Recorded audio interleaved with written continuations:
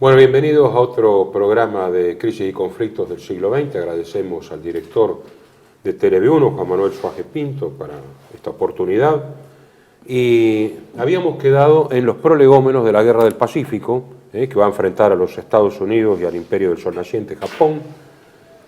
Y habíamos visto los antecedentes de la guerra, cómo esencialmente a través de la ruptura, digamos, y la decodificación del Código Púrpura, los norteamericanos estaban en condiciones de saber cómo iban a ser las operaciones militares, no los detalles, pero digamos que la sorpresa estratégica no se iba a lograr, que eso es muy importante, y hasta tal punto que ellos sabían, y esto es muy importante, de la declaración de guerra de Japón que iba a entregar el embajador Nomura y el enviado especial Kurusu a Cordell Hull, el ministro de Estado, y los hicieron demorar a propósito para la traducción del documento que llevaban cuando había ya traductores simultáneos. Y esto hizo que pasara más allá de la media hora con que habían calculado los japoneses que los norteamericanos iban a estar en antecedentes, cosa que de llegar inmediatamente a Pearl Harbor podría haber hecho por lo menos la alerta. Según tengo entendido, los norteamericanos tuvieron la traducción de la declaración de guerra antes que la presentaran los japoneses. Claro, estaba desencriptado. Sí, Perdón, antes que empezáramos quería recordar que hoy es 5 de julio y que es un nuevo aniversario del 5 de julio de 1807, en que en estas calles de Buenos Aires nuestros patriotas, antes que fuera la República Argentina, combatieron y vencieron al enemigo inglés, un enemigo poderoso. Lo vencieron acá en esta ciudad en la jornada de la defensa, y el 5 fue el epicentro de la batalla de Buenos Aires. Un homenaje a esa gente que combatió y murió allí, y especialmente a los dos jefes que lo guiaron, el capitán de navío, un padre de la patria, el capitán de navío don Santiago de Liniers, y el alcalde de Buenos Aires, don Martín de Árcega. Para ellos también que vaya a nuestra memoria y nuestros recuerdos. Nada más que eso. Muy bien, muy adecuado, ya que estamos en crisis y conflictos, ¿no? Sí. Y había un informe, ¿Me permitís, claro, rebobinar algo para los espectadores? ¿Qué es esto? Efectivamente, la guerra se declara el 8 por el ataque del día anterior, el 7 de diciembre de 1941, a Pearl Harbor.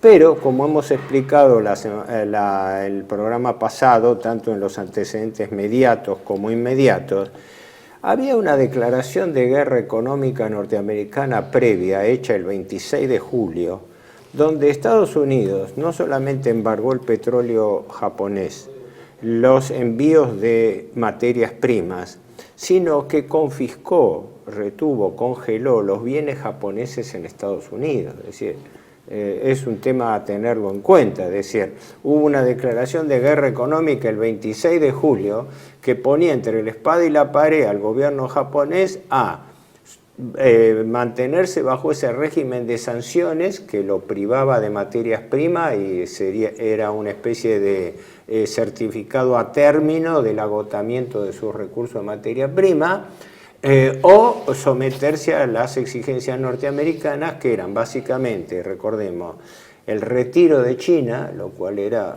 política y militarmente inviable, era aceptar algo así como declinar la idea de esfera de prosperidad del gran Asia Oriental, que era el plan económico de Japón, a diferencia del libre comercio impuesto por las potencias coloniales, Estados Unidos, Inglaterra y Holanda, y la no intervención ni aspiraciones de Japón sobre el Pacífico, que eran parte de las exigencias norteamericanas.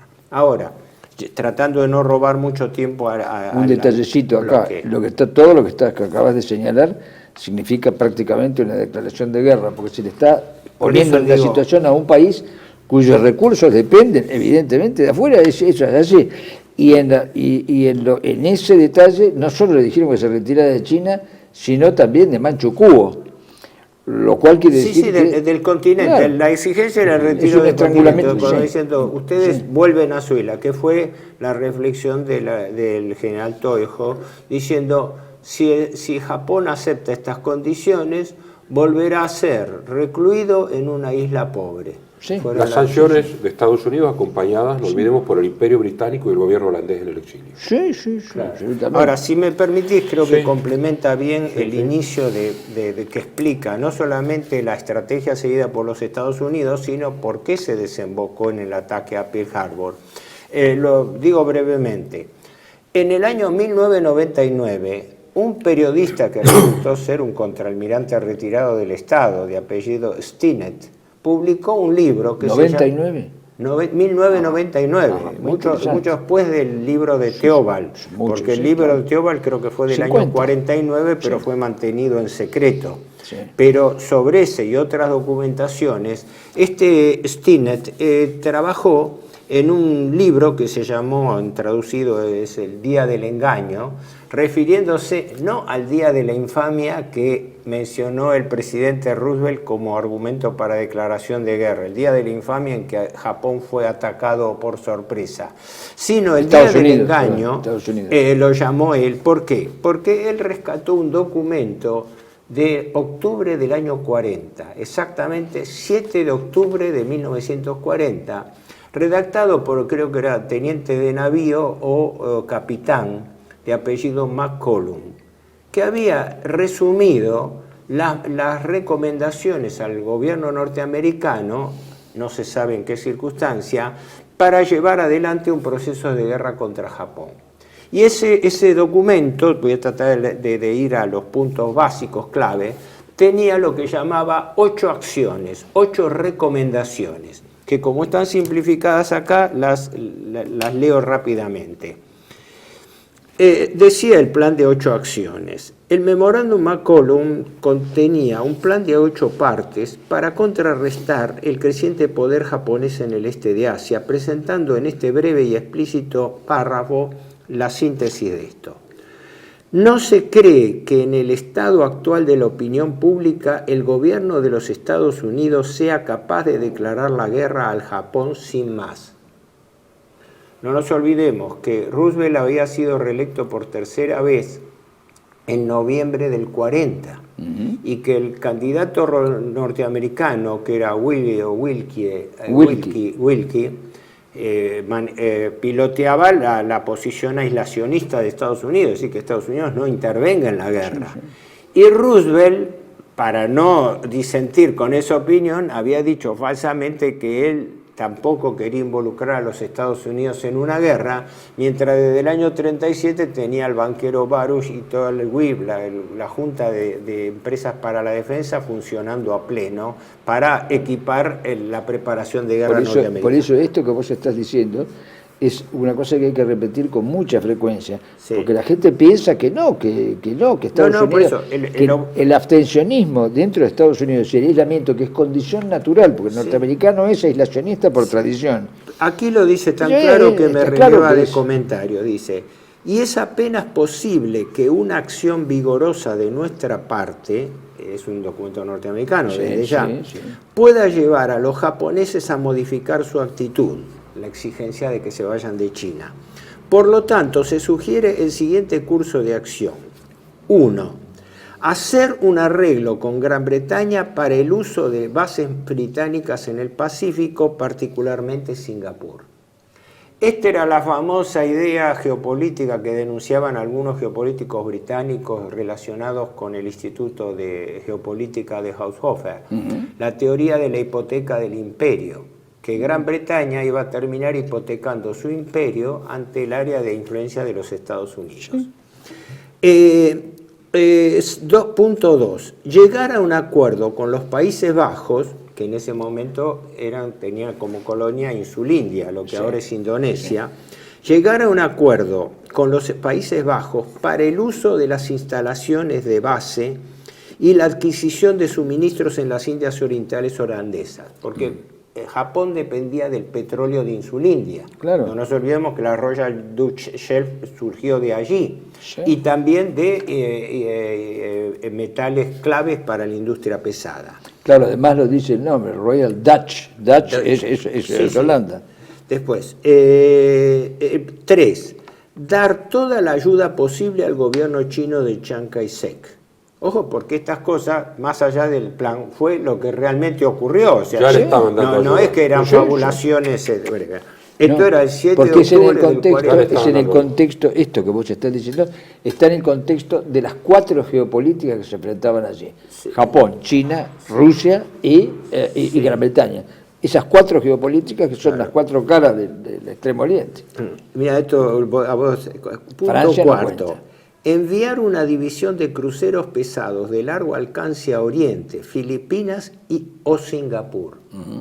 Que este fue, no sé si vos lo vas a tocar después, fue la disputa entre Kimmel y Nimitz, que la flota del Pacífico se lo ofrecieron a Nimitz. Y ahora se sabe que Nimitz no aceptó ese cargo porque temía el ser, dijo algo así, chivo expiatorio de algún ataque japonés por sorpresa. Le dejó el fardo a Kimmel y Kimmel se recibió. Hay algo que no está allí. Más carisma y más inteligente, estaba más enterado de la situación. Kimmel. El Nimitz. Nimitz, claro, Nimitz. Esto surgió después, me entero leyendo todo. Y el que lo hizo público fue, creo que también es un oficial era un oficial de la Armada, ahora pasó mucho tiempo, el hijo de Nimitz. Cuando declaró que el padre, cuando le ofrecieron la flota del Pacífico, no la aceptó por eso, porque en el año 40 Roosevelt traslada la sede de la flota del Pacífico de California a las islas Hawái, a Oahu, a la base de Pearl Harbor. Oahu, sí. Y entonces se dieron cuenta de que esa movida era muy riesgosa, poner a la delantera en mitad del océano unidades que no estaban preparadas. Pero ese era el punto 4. El punto 5 es enviar 2 divisiones de submarinos a Oriente, que ya estaban en Filipinas, o sea, preparaciones de guerra, mucho antes de que todo el conflicto del 41 estallase. Después, 6. Mantener la fuerza principal de la flota de Estados Unidos, ahora en el Pacífico, en las cercanías de las islas Hawái. Esa fue la decisión de cambio que Nimitz no agarró.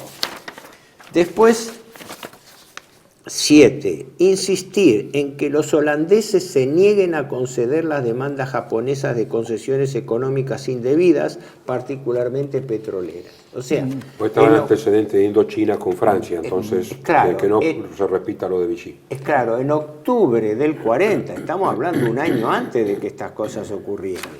Y por último, 8, embargar completamente todo el comercio de Estados Unidos con Japón, con colaboración con un embargo similar impuesto por el Imperio Británico. Y después dice al final, si por estos medios se pudiera inducir a Japón a cometer un acto de guerra manifiesto, tanto mejor.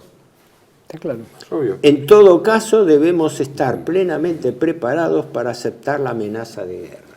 Bueno, pero... La profecía autocumplida. Claro, pero pongámonos en el lugar de Estados Unidos. Esto es una maniobra preventiva típica. Es decir, yo adelanto toda mi fuerza, porque sé que en algún momento esto va a conducir a un casus belli. Claro. Y este casus belli, como habíamos dicho, por el plan Z, Yamamoto dice, si hay que golpear ahora. Porque están construyendo... Un segundito, para completar lo que él dice. Es curioso que la única potencia europea, no digo en las circunstancias, porque no había perdido la guerra de Alemania, Francia. La presencia de Francia anterior a la guerra es una presencia, no una expansión geopolítica. Es curioso, se conforma con estar. No cuento al imperio, al reino de Holanda, no lo cuento porque el reino de Holanda es el sidecar de la moto inglesa. Las empresas son comunes, es todo común. Holanda es un puente, una cabeza de puente inglesa en el continente, y lo era en el imperio. La Insulindia era como si fuera inglés. Pero lo curioso es que Francia se limitaba a la presencia, pero no a la expansión. La expansión la quería Japón, obviamente China, aunque no estaba en condiciones, Rusia, por supuesto, bueno, está ahí, y los angloamericanos, los ingleses en el continente y los norteamericanos en el océano. Es curioso, pero Francia no. Perdona porque estamos un poco distrayendo el objetivo central, pero te doy un dato que es histórico. La famosa Royal Dutch Shell nació a fines del siglo XIX, cuando se elaboraba gasolina. Y la empresa la desarrolló un empresario holandés muy famoso que después estuvo muy ligado al nacionalsocialismo, Sí, Detterding. Detterding. Pero el transporte lo hacía la flota británica que llevaba el emblema Shell de un empresario judío, Samuel Marcus. Sí. Por lo cual después resultó la fusión de la Shell, que era de Samuel Marcus, y la Royal Dutch de Holanda. Por eso la Shell tiene dos cabezas.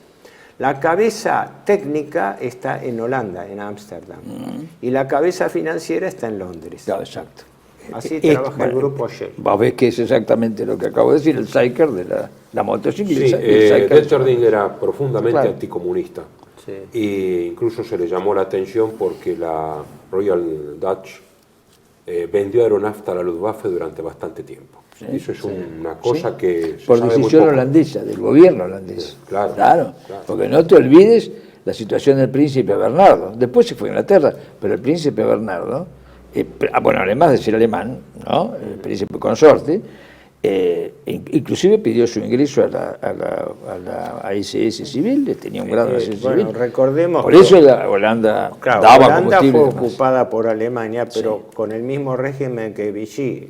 Las colonias de ultramar, como la dinastía holandesa escapó a Londres primero, no sé si después fue a Estados Unidos, se mantenían con el mismo régimen de Indochina, un régimen independiente, pero controlado. Bueno, yendo entonces concretamente, Sí, porque sí, si no sí. nunca van a atacar los japoneses.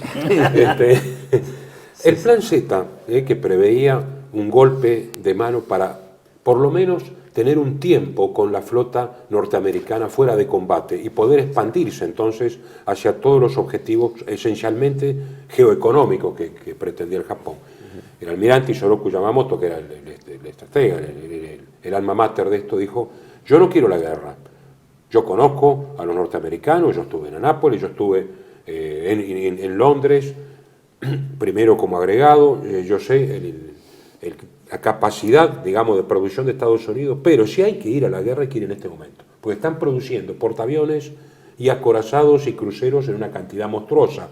Entonces, si no, después no puedo aconsejar, porque la política y la diplomacia no da abasto para esto. Entonces, si yo golpeo en este momento y después prometo un año de triunfos y de empates, después solamente puedo prometer pesadumbre, no sé cuál habrá sido la palabra japonesa. Algunos dicen lágrimas, otros dicen pesar, en otros deciden los historiadores. Entonces se fue con el alborozo de una cruzada, la flota combinada. Agregó una cosita más, ¿te acordás? Dijo, puedo asegurar eso, pero después de un año ya no puedo asegurar el resultado de esto. Por eso, Ya no puedo solo puedo asegurar pesares, Pesares, queriendo sí, decir, sí, sí. el mando político el que tiene que hacerse sí, cargo de la sí, situación, sí, en la política y la diplomacia. No veo la solución después de No veo la un siglo. solución. Ya claro, era realista, ¿no? Era realista. Era realista, indudablemente. Y la flota Estamos hablando de combinada- Yamamoto, claro, se Sí, entiende, sí. porque por ahí la gente se pierde, ¿no? El gran La almirante flota combinada Yamamoto. que él la había creado, porque estaban los almirantes de acorazado, y él era digamos, el principal gestor del portaaviones como arma maestra, como arma ofensiva. Tenía un grado superior, era gran almirante, ¿no? Gran almirante. Sí, Isoroku gran almirante. Yamamoto. Él era subordinado solamente al almirante Nagano. Sí. El almirante Nagano era el jefe de Estado Creo que Mayor. también era gran almirante, que había sido mariscal en la Sí, Marina, sí, porque sí. figura como gran Pero almirante. El jefe de la flota era Nagumo.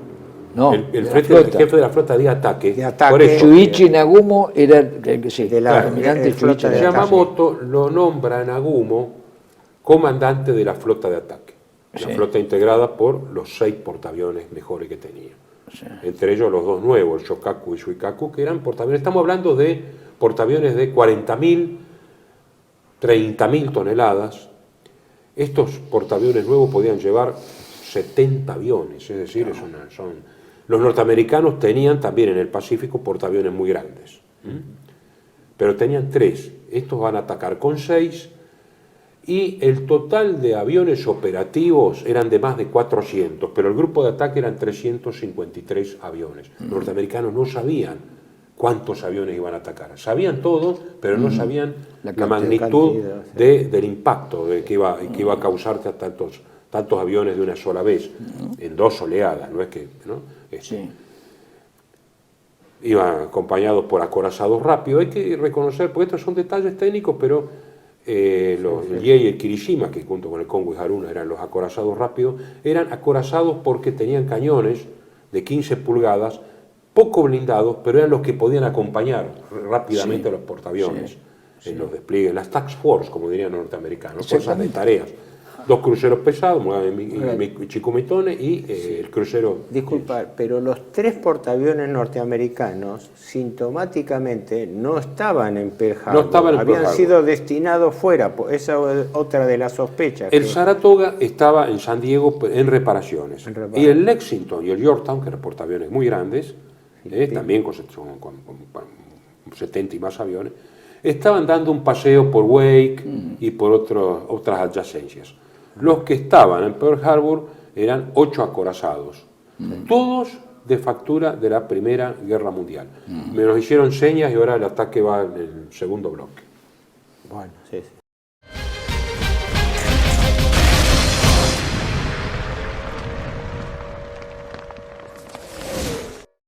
Bienvenidos a CEPA, Centro de Estudios del Pensamiento Americano. Nuevo sitio web de cursos de formación en política, filosofía, historia, literatura, geopolítica, religión, psicología y más. Cursos de formación que reflejan el verdadero pensamiento americano. Lo invitamos a elegir el curso de su agrado ingresando en www.cepa.la.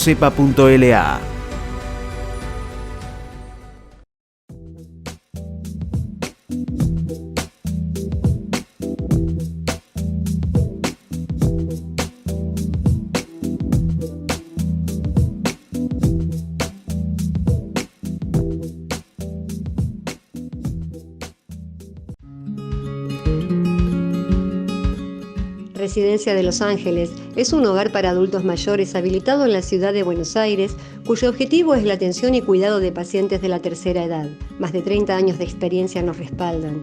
Trabajamos con dedicación para cuidar a nuestros abuelos y así ofrecerles la felicidad y comodidad que ellos merecen. Estamos en el barrio Villarreal, pasaje Francisco Bauzá 2372, casi esquina Tinogasta. Comuníquese con María al 11 61 70 45 38. Los esperamos.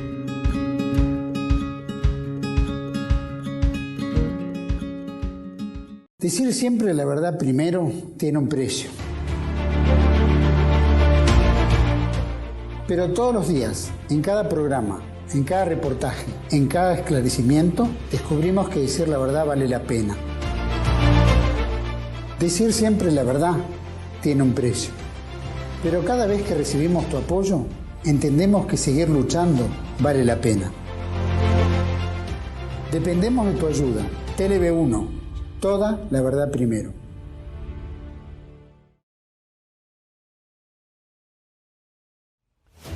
El mundo detrás de las cortinas, la historia como instrumento de control de las masas de Samuel Cruz.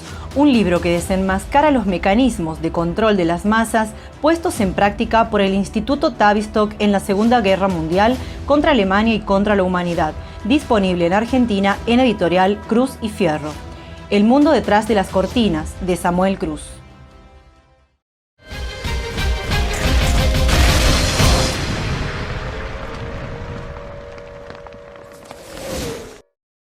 Bueno, habíamos dicho que había 8 acorazados. En ese entonces todavía la idea era que el acorazado era el arma principal en una guerra naval. Pero se había demostrado con el ataque a Tarento en el 40, a través de la aviación naval inglesa, con un portaaviones había puesto fuera de combate a un par de acorazados italianos, había averiado otro. Entonces esto, en ese momento, el capitán Minoru Genda, que estaba de agregado naval en Londres, lo vio. Y era el que le dice, difícil pero no imposible a Yamamoto. Y el capitán Mitsuo Fushida, que era provocaba la adoración de sus leales pilotos veteranos de China, era el que iba a combatir de la aviación de bombardeo, de la aviación naval. Japón tenía aviación naval y había aviación de ejército. Aviación naval de ejército, era el jefe de la primera oleada, En ese momento mandan más de 20 submarinos de patrulla con 5 submarinos enanos para dar la última novedad y por si algún buque norteamericano quería salir a dar el puntillazo. Uno de los submarinos enanos es detectado y hundido mucho antes de las 7:45. Sí. Es más, los dos radaristas, Elliot y Lockhart, que estaban en Opana con el radar, son licenciados antes del ataque. Ellos estaban con 250 kilómetros de alcance. Podían haber testado los radares norteamericanos, eran peores que los ingleses, indudablemente, pero había siempre algún desperfecto. Y un hidroavión norteamericano ve la flota y notifica, y nunca llega el almirante Kimmel, que era el comandante de la flota norteamericana del Pacífico, Husband Kimmel, y el general Walter Short era el comandante de la aviación de tierra que estaba en la base de Oahu y en la isla Ford. Oahu y en la isla Ford. Sí. Un detalle, el 7 de diciembre era domingo, por lo cual había licencia. No, había licencia, la flota estaba completa porque siempre los días de semana podía salir a hacer ejercicios. Y además era el primer domingo de diciembre que tenía, según la Marina japonesa, por los informes meteorológicos, donde había buen clima. Piense que estamos en hemisferio norte. Sí. Había mucha nubosidad siempre sobre Hawái. Ese día estaba despejado. Los 51 aviones de los Aichival, que son de los de ataque en picado, una especie de Stuka naval, al mando del capitán Kawishi Takahashi, que va a encontrar la muerte en Saipán, más unos 49 bombarderos del propio Mitsuo Fuchida, el único que se va a salvar de toda estos comandantes japoneses. Que va a sobrevivir la guerra. Mitsuo Fuchida, sí. Que el Akagi va a perder prácticamente las dos piernas. Sí. Por eso, pero después va a ser pastor protestante. Después, los más destructivos, los 40 aviones torpederos del comandante Shigeru Murata, que va a terminar en la batalla de Santa Cruz en octubre, poco antes de un año de esto, en octubre del 42. Y todos con los 43 cazas cero, el mejor caza en ese entonces existente, poco blindaje, enorme autonomía de vuelo, como tenían que ser los cazas tanto de un lado como del otro en el Pacífico, muy bien armado, y piloteado, estos 43 comandantes que llamaba Shigeru Itaya, que va a ser un gran as, y va a encontrar la muerte en las Kuriles en julio del 44, bajado por los propios aviones japoneses que lo confunden con un enemigo, ¿no? Sí. Los más destructivos eran los 40 torpederos de Murata, porque el torpedo, más graduado especialmente para la bahía de Pearl Harbor. ¿Me permitís No sé si el propio Yamashita había viajado, porque dicen que los japoneses tomaron lección del ataque que hizo el almirante británico Cunningham a Tarento. Y que de allí prestó atención al uso de torpedos aéreos para hundir barcos y después graduaron la menor profundidad para que pegue. Por eso, el que conocía esto era el capitán Minoru Genda, que estaba en Londres, de base de la él fue el que... con el informe de los propios ingleses, al cual él tenía acceso, pues todavía no había Por eso el punto destacado que tenía el capitán Genda en esto. Minoru Genda era importante porque había estado en Londres. Y sabían. Exactamente. Claro. Era eso, en verdad. Los acorazados norteamericanos, algunos más modernos, otros, pero eran todos de vieja factura. Estaban haciendo recién en Alabama y South Dakota, que eran de nueva factura. Todos los acorazados norteamericanos tienen todos nombres de estado. Massachusetts, Tennessee, Maryland, West Virginia, Oklahoma, California, Nevada, y el Utah, que era un buque blanco, pero que figuraba como acorazado, es volado en Arizona por una bomba afortunada que entra en la Santa Bárbara, el Oklahoma que cae, se vuelca, no puede ser recuperado. Pero algo que no es entendible, la famosa calle de los acorazados, habían alineado en pareja 8 y 1 adelante, creo que eran 9 acorazados, alineado como una formación, cosa que llama la atención. De todos modos, el acorazado que está después no lo toca el torpedo. Ahí, de eso se encargan los aviones en picado. La cuestión es que todos quedan más o menos tocados. El Pennsylvania, que es el que me faltaba nombrar, que es el indemne, incluso viene una formación de B-17, que venía habían hecho Filipinas, Wake, asaltos, ¿no? Sí. Y lo rocían desde el Pennsylvania y bueno, este B-17 toman tierra como sea. Sí. Pero la cuestión que es puesta fuera de combate la flota del Pacífico. Sí, sí. Están los 3 portaaviones, uno no era operativo porque estaba en reparaciones, y era digamos, la recuperación de la flota se va a hacer a través de estos portaaviones. Acorazados sí. Quedan, de todos modos, por 6 meses iban a estar muy vulneradas las operaciones tal americanas, como lo había predicho Yamamoto. Las pérdidas, que las tengo por acá, que las Walter Lord, sí. Que es un buen...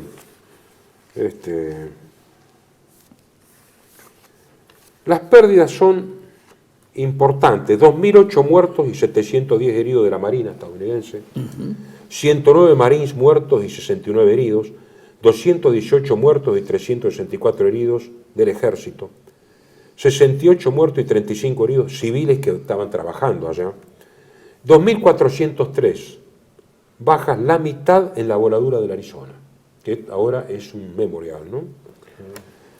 De las 18 naves, 3 acorazados hundidos, que uno fue blanco, 2 destructores hundidos, 3 acorazados luego recuperados, 3 dañados, 3 cruceros dañados, un destructor dañado, pero ya 188 aviones destruidos, 96 de ejército y 92 de marina. Y la mayoría en tierra. En tierra. Sí.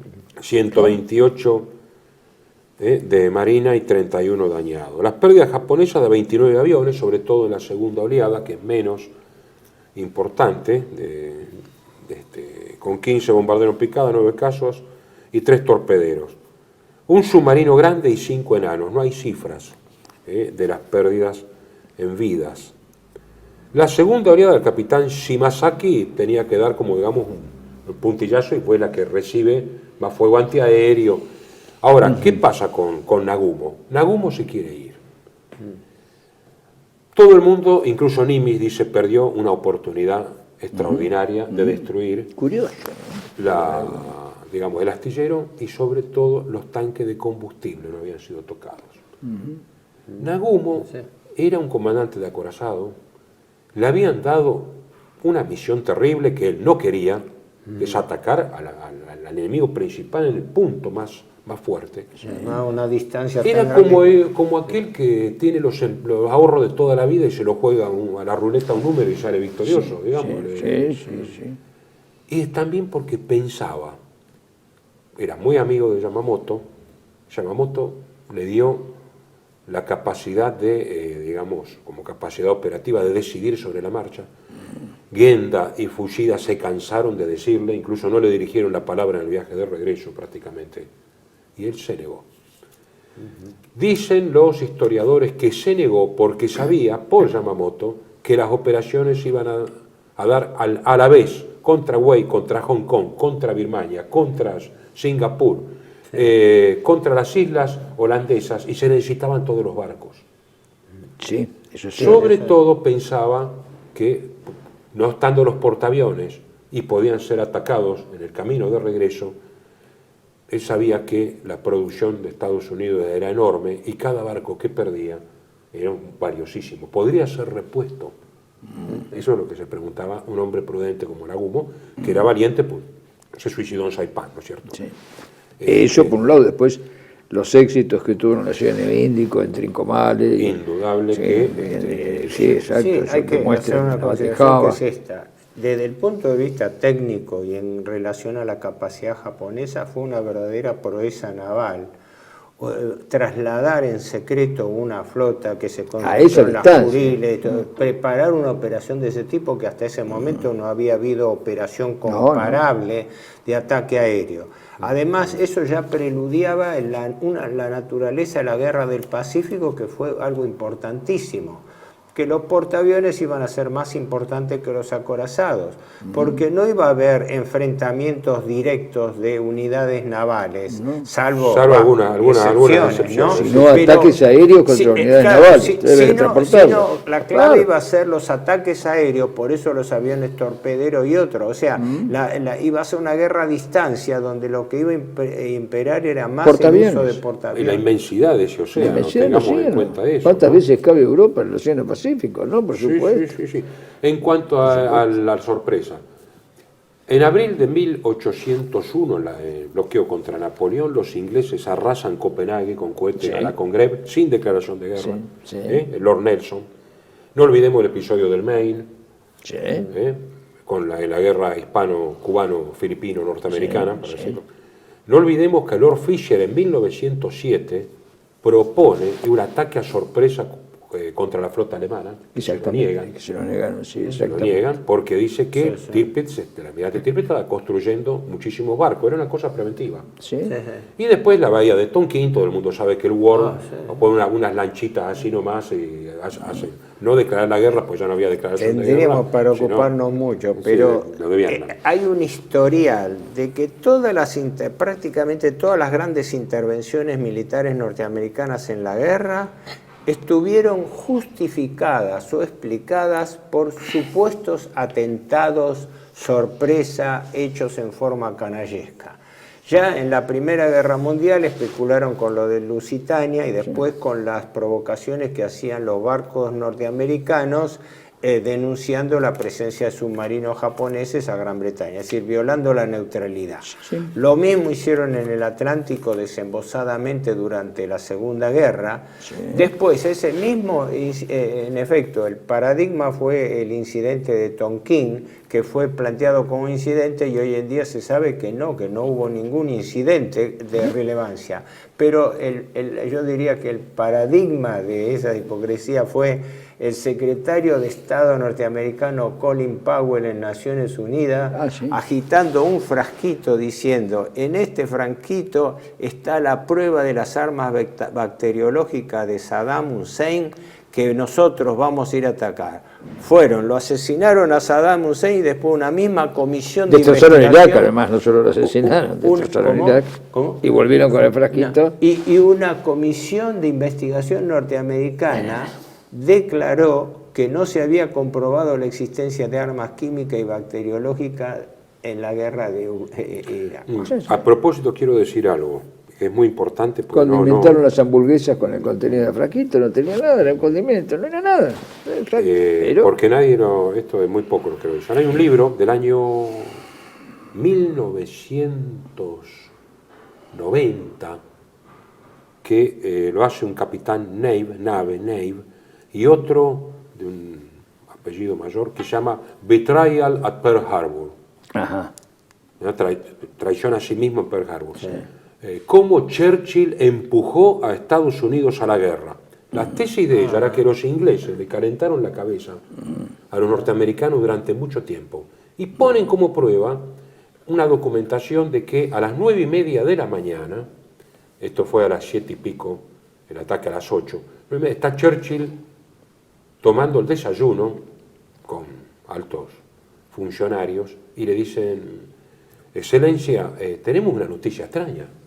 Los japoneses atacaron Pearl Harbor. Y Churchill dice, ¿ah, sí? ¿Cómo? Sí que atacaron Pearl Harbor. Ya le declaro la guerra a Japón. Ya vamos a declarar la guerra a Japón. Dice, pero ¿no quiere chequear la información? No voy a chequear la información. Porque la declaración de guerra fue inmediata de Gran Bretaña. También es cierto que inmediatamente después de Pearl Harbor, ahora lo vamos a ver, los japoneses, largaron, yo tengo una lista de casi 10 puntos de ofensiva en el continente y en lugares, le tomaron Hong Kong también, pero la base esa es cierta. Ahora, es una vieja controversia, sí.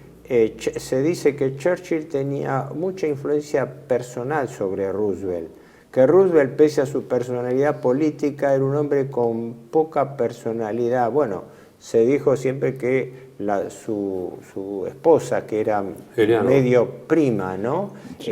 Leonor Roosevelt, que lo sobrevivió mucho tiempo, Sí. era la verdadera fautora de todas sus decisiones, ¿no? Que fue después cabeza virtual y respetada del Partido Demócrata hasta su muerte, no sé, después Sí, de los sí. 70, 80.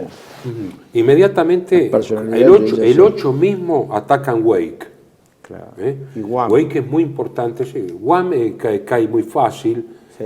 pero Wake se defiende durante 15 días. El comandante Scott Cunningham contra el contraalmirante Kayoka, 400 marines enfrentan a 450 hombres de la infantería de marina japonesa, pero tienen artillería pesada. 6 de 150 y 12 de 100, la cuestión que provocan averías en un crucero y se hunden después a 2 destructores y había unos Wildcat, que son los aviones de caza bombardero, Sí. y ahí los japoneses se dan cuenta de que no va a ser fácil con los marines, sobre todo, que es un cuerpo muy entrenado de los Estados Unidos. Sí. Tienen que mandar portaaviones, cruceros, bombardearlos y recién los toman el 23 a Wake. Después se los acusa... Había marines ya en Wake. Claro, sí estaban los marines. Sí, sí, sí. Pero creo que el primer ataque de marines, es decir, ahí estaban en la defensiva, pero el primer ataque ofensivo de los marines no es en el atolón de Taragua, el ofensivo, Sí, no defensivo, sí, como el caso de el Wake. ataque es el El atolón de Taragua, Taragua, ese, claro. Sí, sí. Pero 23. Wake y 40. también Guam son tomadas. por Son los tomadas. japoneses. Lo que pasa es que Wake es un hueso duro roer. Guam es fácil porque no tiene la guarnición de Wake. Wake es muy importante porque es mitad de camino entre Hawái y Japón. Japón, Sí, claro. Japón, es muy importante. La idea de Yamamoto era hacer un perímetro defensivo a Aleutianas, Wake, Midway y después la Fiji y la Nueva Caledonia. Para eso había que neutralizar a Australia, que va a ser después el tema de Mar de Coral. Exactamente. Pero ahora después tantas las operaciones. Hong Kong se defiende muy bien, muy poca, hay unas brigadas, son todas canadienses, India, hay chinos movilizados, etcétera, pero también tardan 15 días en tomarlo porque es una colina Sí. muy bien defendida.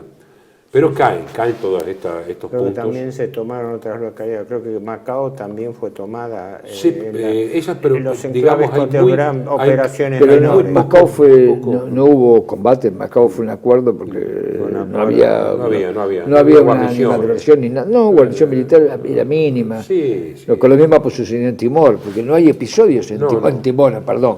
En el Timor portugués. no, la otra no, mitad no, era, no. Sí, la mitad había era holandesa, hubo acuerdo. la mitad de Timor era holandesa que después terminó siendo Indonesia. La otra mitad era portuguesa. No hubo, con los portugueses no hubo, ni hubo declaración de guerra ni nada. Como vos bien decís, el plan, yo incluso en el libro de Liddell Hart sobre la historia militar de la Segunda Guerra Mundial, aunque eso fue definido después del 42, se establecía, recuerdo, que el Japón había establecido 2 perímetros concéntricos de defensa. Lo que llamaban, llamémosle así, el perímetro exterior, que es lo que vos recién comentaste.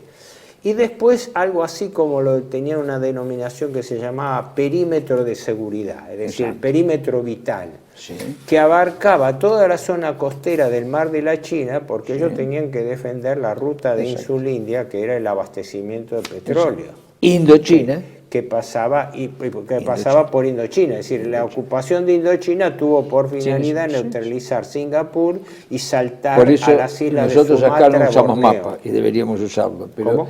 Lo que no usamos mapa y deberíamos usarlo. Si uno mira un mapa de Oceanía y del Extremo Oriente, mira el collar de islas, el rosario de islas, y se comprende que hay 2 rosarios. Uno, que es el que vos decís, de defensa extrema y de defensa vital, Claro, y el otro dos áreas estratégico. concéntricas, 2 áreas concéntricas, sí que es cierto, que van de las Aleutianas, en rigor, de las Aleutianas hasta Insulindia. Permítanme pasar a nivel colectivo un pedido de disculpas a los espectadores. Nosotros no utilizamos Filminas por una razón técnica de tiempo nuestra, ¿no?, para hacer esto, pero sugerimos a los espectadores que con lo que vayan escuchando de acá tomen un mapa, porque esto es muy importante, como la enseñanza normal, ¿no? De que uno va escuchando y va comparando los lugares en el mapa, y disculpen que no lo podemos hacer nosotros Quizá directamente. más adelante se haga, pero ya veremos cómo se hace. Así que ahora vamos a operaciones terrestres, ¿no? Ahora vamos, claro, porque simultáneamente hubo una decena de operaciones terrestres que se largaron prácticamente el mismo día o al día siguiente, ¿no? Primero sobre el Rosario costero, ¿no? Después una ofensiva con China. Después ahí sí en Cochinchina, en el sur de la China, para atacar a la Malasia británica. Se encararon operaciones militares contra Birmania, porque el objetivo de Japón era cortar la el ruta corredor de abastecimiento de Birmania hacia China, y después la caída sobre Insulindia.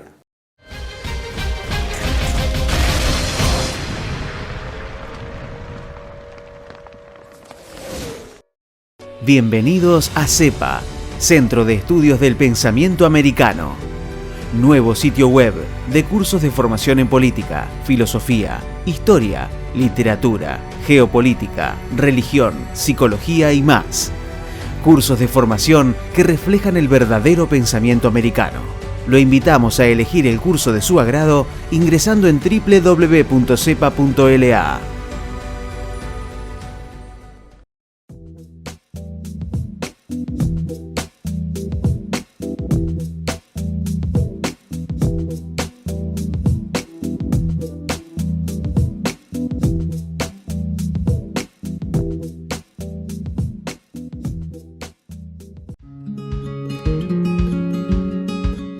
Residencia de Los Ángeles es un hogar para adultos mayores habilitado en la ciudad de Buenos Aires, cuyo objetivo es la atención y cuidado de pacientes de la tercera edad. Más de 30 años de experiencia nos respaldan. Trabajamos con dedicación para cuidar a nuestros abuelos y así ofrecerles la felicidad y comodidad que ellos merecen. Estamos en el barrio Villarreal, pasaje Francisco Bauzá 2372, casi esquina Tinogasta.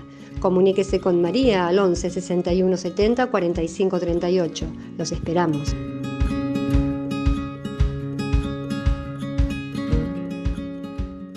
Decir siempre la verdad primero tiene un precio. Pero todos los días, en cada programa, en cada reportaje, en cada esclarecimiento, descubrimos que decir la verdad vale la pena. Decir siempre la verdad tiene un precio.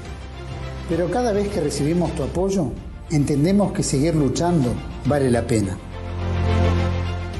Dependemos de tu ayuda. TLB1. Toda la verdad primero.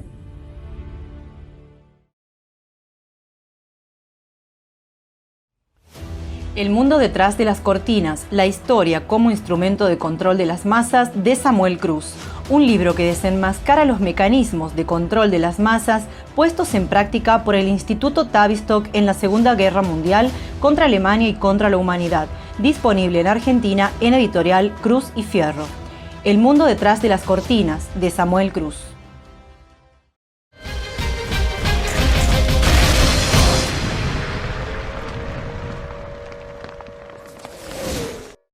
Bueno, entonces ahora el ejército, que además tenía sus propios planes en combinación con la Marina, no siempre coordinados, pero en este momento fue una serie de operaciones realmente muy bien orquestada, como quizá después no se repitió. Recordemos esto que es central. El ataque a Pearl Harbor tuvo una finalidad estratégica básica: neutralizar la flota del Pacífico para que en el ínterin Japón pudiese consolidar sus posiciones claves, tanto en la parte insular como sobre todo en el continente. Es decir, una especie de golpear para ganar tiempo. Y liberar el mar de enemigos, porque todo lo tenía que hacer por mar. Con el riesgo que los japoneses conocían de que el tiempo les jugaba en contra, ¿no?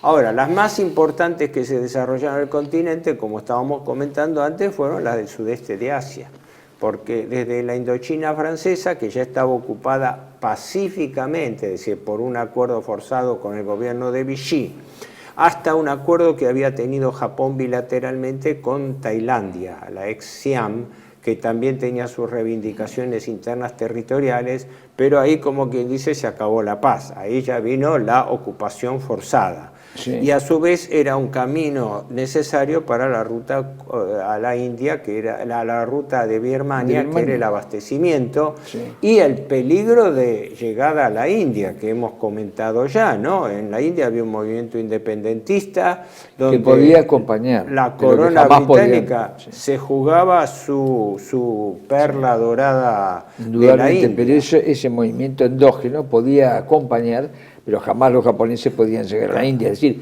era extender demasiado su línea estratégica. En un primer momento no estaba salvo por previsto agua, eso. como se demostró en las batallas del Índico, eso sí. Claro. Ahora, el objetivo principal del sudeste de Asia era la base de Singapur, la isla de Singapur.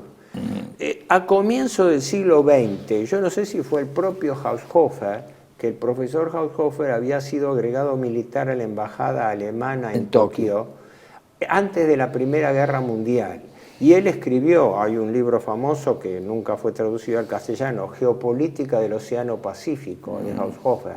Eso lo escribió en 1925. Breve, la Marina chilena lo tradujo y lo tiene para el comando. Yo estuve en un curso de geopolítica en Chile en el año 91 o 91. ¿Y lo tenía? Y hablé con un marino y dice, sonriendo, dijo, nosotros lo tenemos, me dijo. Yo Pero llegué a leer pero yo alguno- quería, no, es para consumo interno. Claro. No es una edición No, alguna. no es una edición. debe ser Puede anillada ser, o algo por porque el yo estilo. leí Sí, algún capítulo, sí. 1 o 2 capítulos aislados, pero después Sí, eran sí. comentarios bibliográficos. Los Pero capítulos, ¿dónde los leíste? libros sé que del editorial Pleamar de Bravo, El libro pero de Andreas Dorpalen, Andreas Geopolítica en Dorpalen, acción, el mundo del general ese Haushofer. puede estar, ese es uno de esos. También el de Hans Weibert, Geopolítica, hay varios libros. Pero no, este comentario venía acerca de una observación fundamental, que no sé si fue del propio Haushofer o que Haushofer rescató de otros geopolíticos alemanes, que Singapur tenía todo su perímetro de defensa organizado, preparado para un eventual ataque marítimo, pero no estaba preparado para un ataque terrestre que se podía formular, que fue lo que hicieron los japoneses con el general Yamashita, que cruzó el pequeño estrecho y tomó la isla. Vos sobre la operación sabés bien. Esto es el logro, digamos, el logro intelectual, digamos, del capitán, después llega coronel Tsuji, como la porcelana. Exactamente. Que es un hombre muy especial. Él tiene un libro que se llama, está en inglés, La más grande victoria japonesa, la peor derrota británica, que es el mismo explicando el plan de operación y después la operación en sí.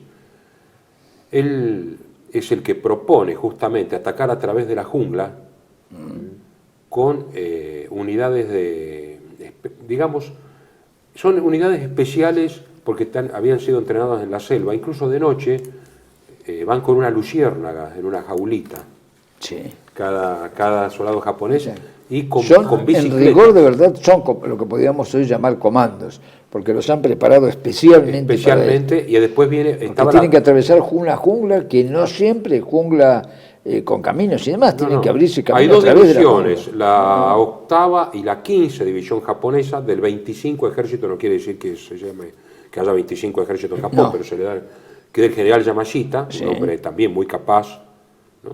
Es el y comandante con la supremo. Guardia Imperial, que es la preparada, la Guardia Imperial. Exacto. Con ametralladoras ligeras, con muy poco comida, porque había que hacer rápido el movimiento, con blindados de apoyo, que son 8 tanques por un lado, nada que ver con las cifras de Alemania y Rusia, porque Japón no tiene llanuras, incluso salvo cuando ocupan China, no hay lugares con llanura, entonces no tiene un arma blindada, salvo de apoyo, tanques ligeros de apoyo, tiene muy poco después, al promediar la guerra, algunos tanques pesados. Pero es cierto, las defensas de Singapur estaban orientadas al mar. No quiere decir que no hubiera cañones que podían haber girado. Lo que pasa es que estaban al mando de un inútil, hay que decirlo, como es el general Perceval. Fíjense. El que se rindió. El que se rindió. El tema es, son 40.000 japoneses en total y hay 130.000 ingleses y civiles movilizados y todos que se rinden. Hay 9.000 bajas por lado, pero hay 130.000 británicos que se rinden. Incluso el 10 de diciembre le hunden los dos grandes barcos que manda Churchill para levantar la moral de la población, que iban a ir con un portaaviones de los nuevos, uno de la clase Indomitable, algo así. Por los portaaviones nuevos se llaman Indómito, Victorioso, Indefatigable, Infatigable, y bueno, Ilustrio, ¿no? Ilustros. Es decir, son nuevos portaaviones muy buenos, pero recién empezaban a actuar algunos, otros recién entran en el 43, 44. No fueron enviados, no habían llegado. Uno quiso ser enviado y lo retuvieron, por suerte, para los ingleses, porque lo hubieran hundido. Sí. Y había un portaaviones chico, viejo, el Hermes, que va a estar en el Índico. Estos dos grandes barcos eran uno de la Primera Guerra, de la clase Renault, que era el Repulse, con 6 cañones de 15, crucero de batalla, en realidad no acorazado, y el nuevo acorazado Prince of Wales, príncipe de Gales, que se había enfrentado con el Bismarck, exactamente, en mayo, y donde se había firmado la Carta del Atlántico, cuando Churchill va a verlo a Roosevelt, y firman que sería un acuerdo pre-NATO, pre-OTAN, digamos, ¿no? Y ese barco, dice Churchill, nunca recibió un impacto emocional tan directo como la pérdida del Prince of Wales. Lo atacaron los aviones Hoy japoneses. es un criadero de calamares en el fondo del mar.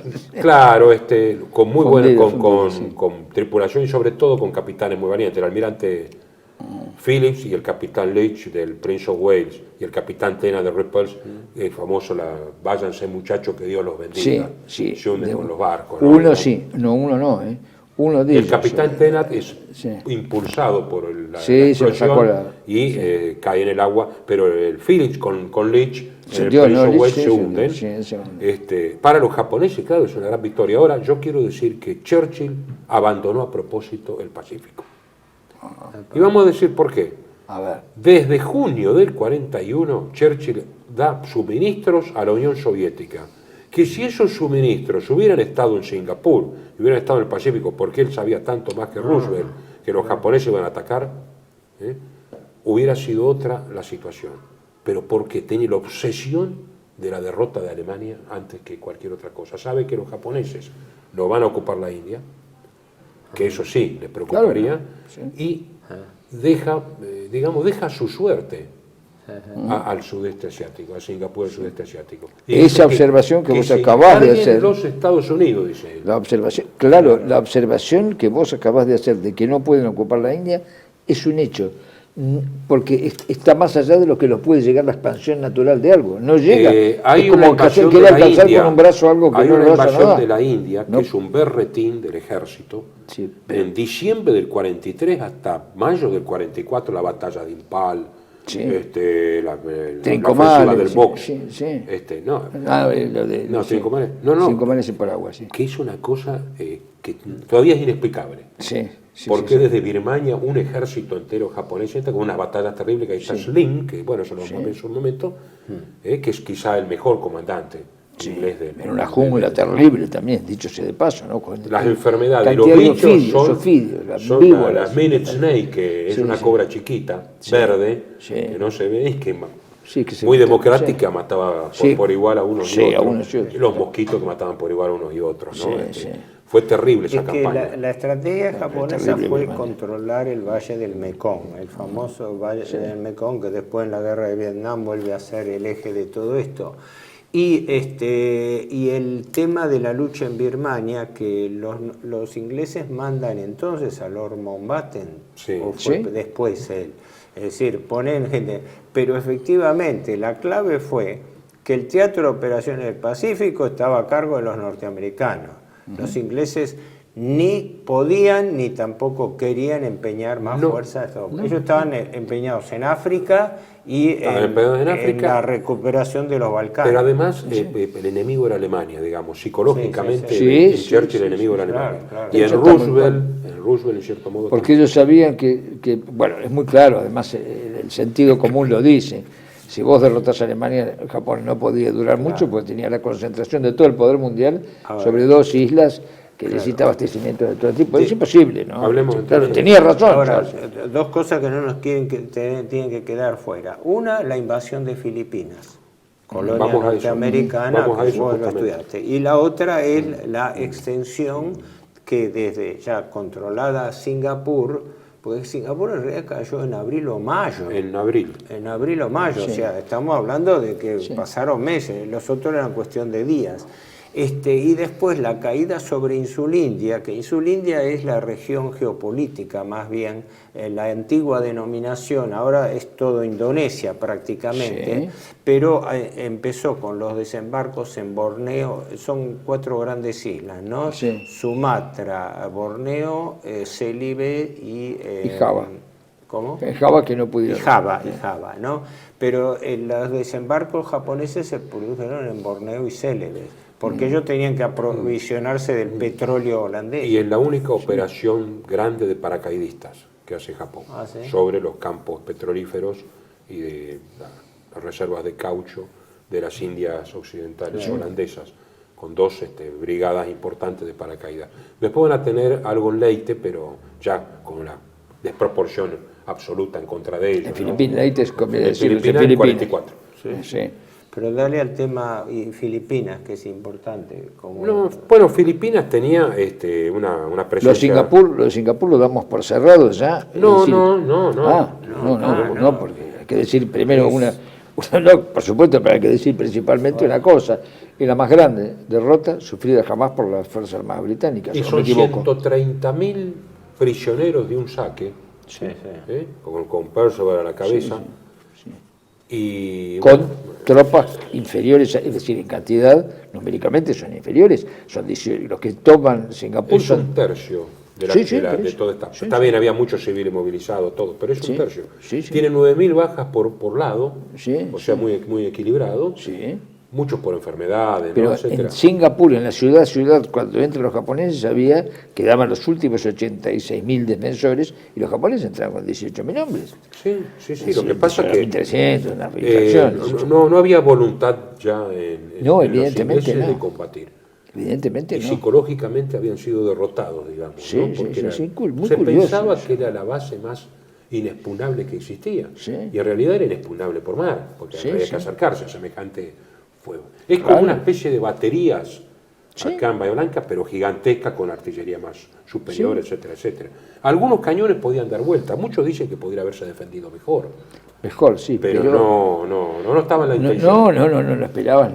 No Y el lo esperaban. hundimiento de los 2 barcos, que servían sobre todo para fiestas. Y digamos. tenían un hombre, bueno, al frente un hombre de una capacidad guerrera excepcional, que era el general Yamashita.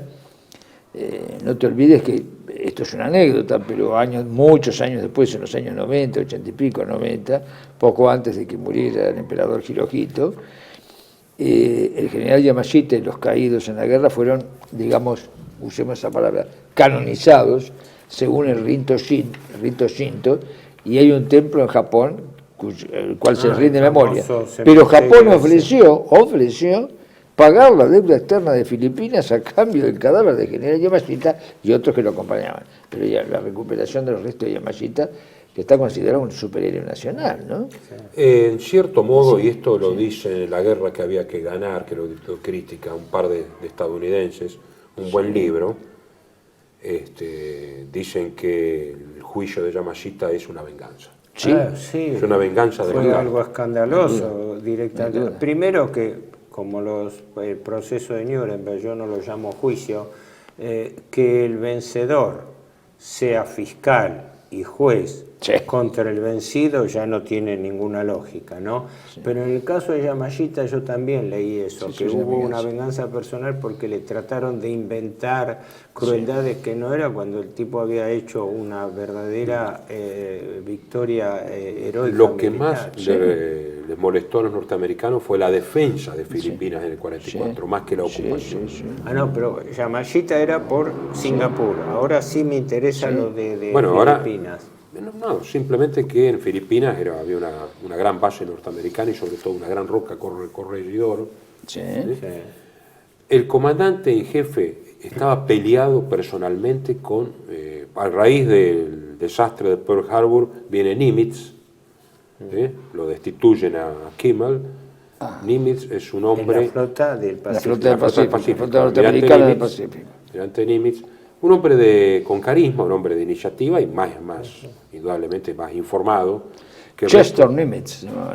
Chester Nimitz, que es un hombre, le dieron el nombre a un super portaaviones atómico que inaugura la clase de los portaaviones atómicos estadounidenses de posguerra. Es el Nimitz, El Nimitz, y estaba peleado directamente con Nimitz hasta con Roosevelt. MacArthur era un hombre que ya venía de la Primera Guerra Mundial, creo que había sido general ya en la Primera Guerra Mundial, o coronel por lo menos. Coronel.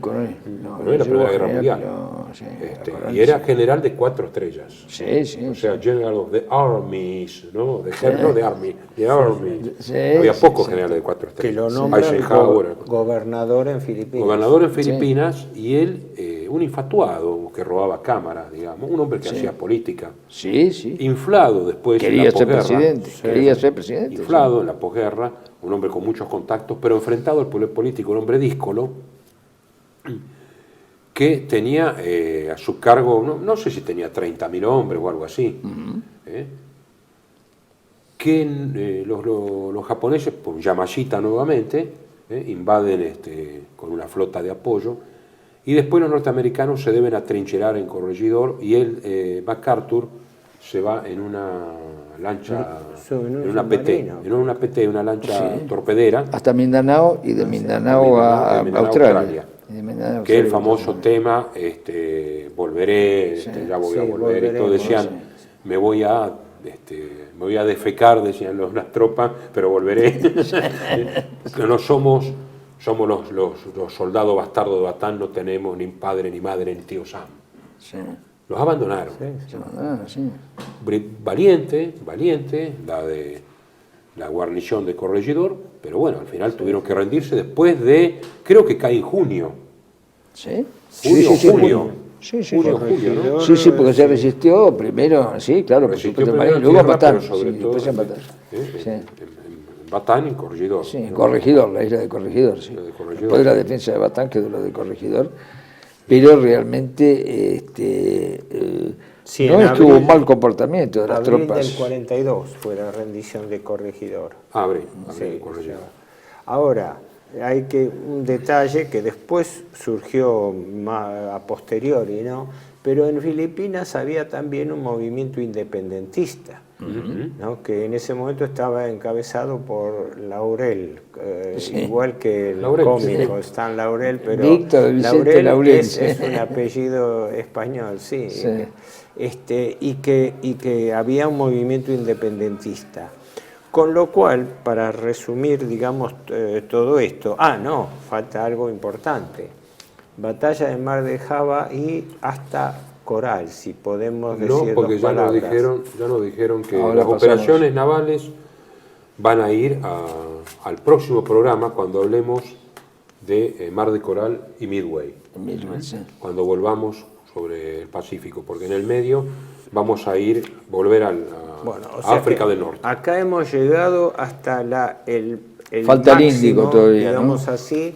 Operaciones navales, Sí, Mar de Java, Índico, Mar de Coral, Midway. Claro, podríamos resumir así a los espectadores. Acá hemos llegado hasta el máximo de la expansión inmediata japonesa, porque después la expansión japonesa ya prácticamente en forma relevante no se produjo. Después ya se estabilizaron las luchas y después vinieron las batallas navales donde Japón queda neutralizado primero y derrotado después. La del Índico no es otra cosa, es decir, toda la campaña, que también la hizo el almirante Nagumo, ¿no? El comandante el almirante Chuichi Nagumo. Sí, ahí fue como... Que, claro, el que ataca a Trincomal, ataca a Ceilán y demás, todos los ataques... Lo desalojan del Índico a la flota británica. Es para desalojar, exactamente, para desalojar a la flota británica del Índico, debilitar la posesión de la India y que, evidentemente, no tuvieran tuvieran que reconcentrarse sobre sí mismos y no hacer el camino de Birmania.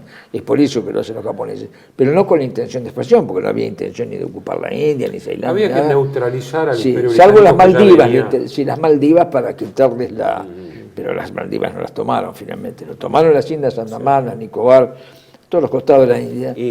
Pero quizás lo último, no nos olvidemos que el Japón representaba entonces el despertar organizado de los pueblos de Oriente contra las potencias coloniales europeas de ese momento. Porque se estaba luchando contra Estados Unidos, Gran Bretaña, Holanda, sus imperios coloniales. Más allá de que el Japón tenía su propio proyecto imperial, desde ya.